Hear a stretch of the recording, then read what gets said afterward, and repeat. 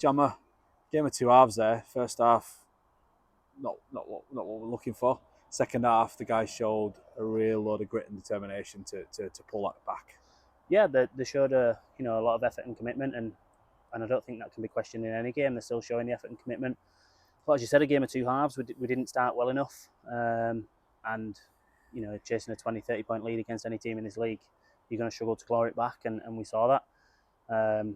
We dug in the second half, and we performed in the second half how we should be in the first and the second. But as I said, you give a team a big enough lead like that, and you're not gonna claw them back. There was a controversial moment there in the second half where we were probably looking for a penalty try. I think it was Brad Walker that was pulled back off a Tommy Doyle break. What do you make of that? Yeah, it was.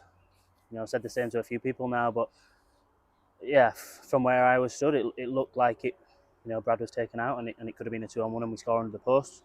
I spoke to the referee about it afterwards, and he said that in his position and in his opinion that we weren't going to score it, so it couldn't have been a penalty try. But I don't understand how a 2-on-1, 10 metres out, if we're not executing that and scoring, there's a big issue. But it is where it is. The decision's gone, and as I said, we shouldn't have been in that position chasing the game in the first place. Would you have been looking for a sin bin from that incident, just a little bit more than a penalty? Yeah, typically, I think, in my opinion, again, I'm not a referee, but in my opinion, it's either a sin bin or a penalty try. It should be one or the other, and it should give us a leg up in some sort of situation. But it didn't, and credit to the boys that they didn't complain; they just got on with it.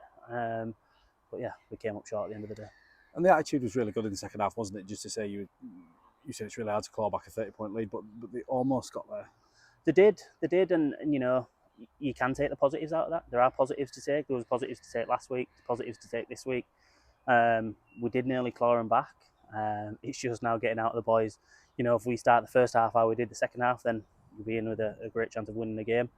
But we've just got to dust ourselves off and go again. And I've said it across the day, but we were low on troops.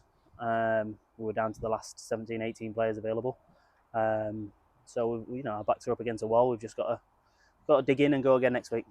And Charlie Graham was a late withdrawal, I guess. He was in the 21-man squad, but he didn't quite make the 17. What happened to him there? Yeah, so the decision was made late on Friday with Charlie to play Keenan Dixon instead.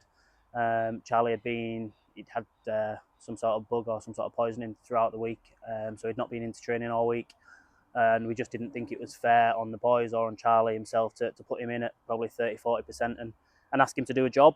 I thought TikTok came in and he did okay, but again, he's inexperienced at this level, but he needed to be blooded, at some point, and fair play, he's had a crack and put his body on the line for 80 minutes.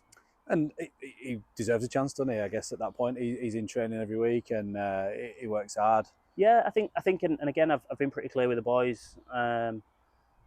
Once you've got that shirt and that opportunity, it's on you to lose it. It's not fair for anybody who's training all the time to be overlooked in that situation. So as you said, Keenan's been training hard all season. He's had a few good appearances this season already, and he came in and slotted in on the wing okay today. Came up with a couple of errors defensively, but yeah, you're going to expect that with somebody so inexperienced. And we've got Barrow a week today. Yep. Can you start thinking about that yet, or will you put this to bed first and then start looking at Barrow? A little bit of both. Again, I'll probably watch the game back tonight and then again tomorrow and see what we can fix up. But again, I'm pretty big on once the game's done, it's done. Move on. There's no point, similar to the 2-on-1 situation. There's no point holding on to things because it's not going to help in any way. So we'll have a look at it. We'll learn from it what we can do better, and then we'll look at Barrow from tomorrow. So again, it's a big travel. They're a good team. It's going to be a tough ask to go up there and get a result, but that's what we're here for. Thanks, Gemma.